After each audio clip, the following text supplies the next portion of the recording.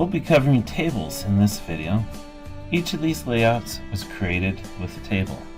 These layouts have 2 columns and 1 row.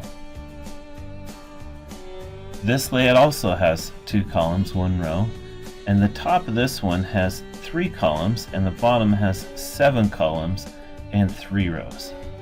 As you can tell, you can organize quite a bit visually with tables.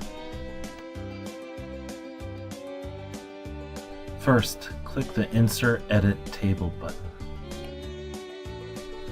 Now I'm going to create a table with 2 columns and 1 row. The cell padding is going to be set to 8, and that's the space between the cell content and the border of the cell. I'll set the border to 1 pixel. I'm setting the width to 882 pixels. That takes into account the 8 pixels of padding on each side of our table cells, which equals 32 pixels and leaves 850 pixels for our content. Now we're going to embed some flashcards into one of the cells of this table. That means we're going to copy and embed code into the table, and we can't do that in this view. So we have to open the HTML editor and paste the embed code using that editor, and we have to make sure to put it in the correct location in the table. Now there's a trick to make this easy to do.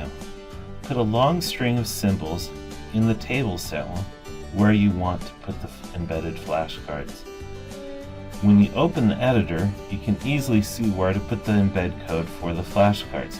Remember, all this will work for anything you want to embed, including YouTube videos, or Prezis, or OneDrive documents. So now we're going to go to Quizlet to get the embed code. We'll find it right here. This is the embed symbol that almost every website you might find uses. Now we'll come back and paste it here. Then we'll click Update. We'll add an explanation for the students.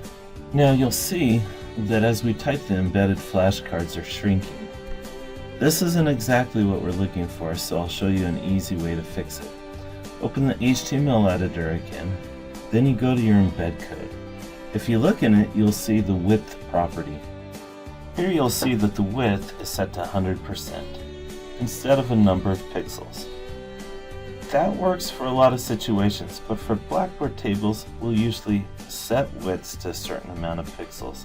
So I'll go ahead and set that to 500 pixels. Then we'll highlight that and copy it. Then paste it into the TD tag. TD stands for table data or cell, and when you put a width in it, it forces that cell to be that width. Then adjust the width by 16 pixels to account for padding, then click Update, and the cell width is fixed. Now we're going to give this item a name, and then we'll click Submit. There, we've successfully embedded an item in a table.